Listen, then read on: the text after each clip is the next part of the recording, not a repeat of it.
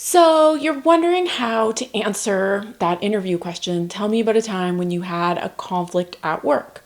Well, you're in the right place. In this video, I'm going to break down the exact way to answer the question and the biggest mistakes that people make that cost most people the job when they're talking about conflict. So stay tuned.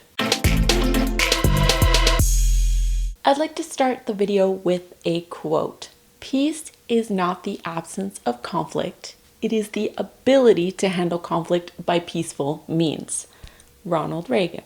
So what does this mean? It means that disagreement is not a negative thing. It just means that most people are not skilled in handling it peacefully, which is especially important in the workplace.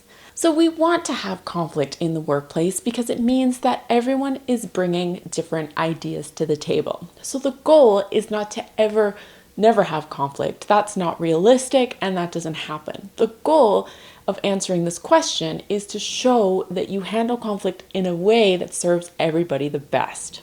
So secondly, this might surprise you. True story here. 10% of conflicts are due to a real disagreement where there's no agreeing on a certain point.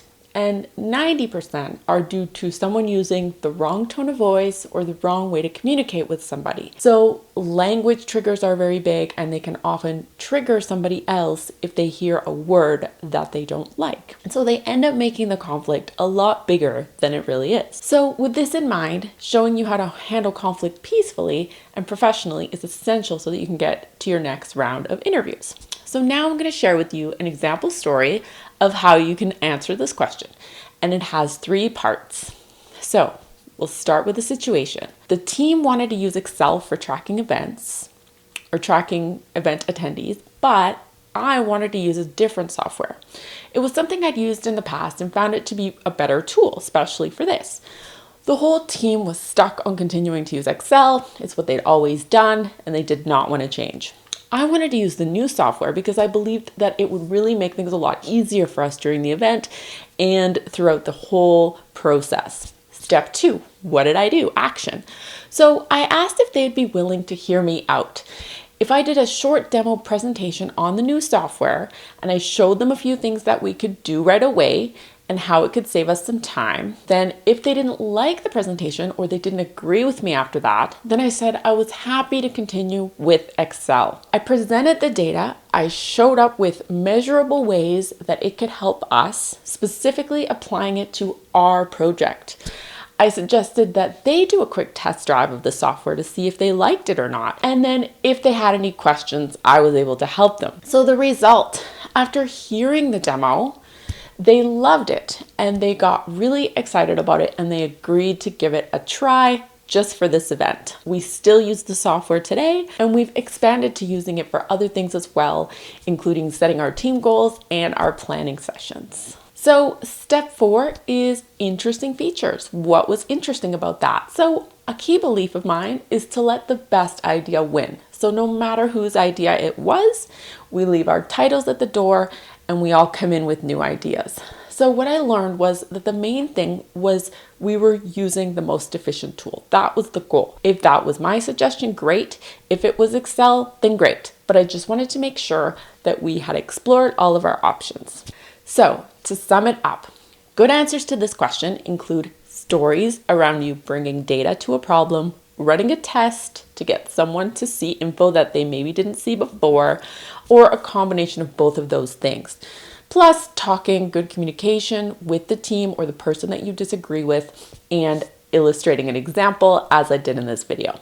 So the biggest mistakes when answering this question include answering it like this. I would do it my own way behind the team's back and I would prove them wrong. Bad answer. Or I would stay quiet and I would just go along with whatever everyone wanted and I wouldn't do anything. Also a bad answer. We want you to have your ideas and speak them. Both of those answers, they either show that you're not a team player or that you're just not going to bring value to the table because you're afraid to speak up. So neither of those show a confident or positive person. And there you have it, the answer to the question, how to handle a conflict in the workplace. If you liked the video, give me a thumbs up. If you didn't like the video, give me a thumbs down. For bonus points, leave me a comment below and let me know about your conflict handling skills. If you want to watch another video from me, you can watch another video in this series. And if you want to watch more videos from my channel, please go ahead and click the next one. If you're interested, I also have a free guide. It's chock full of examples, just like the one we talked about today in this video.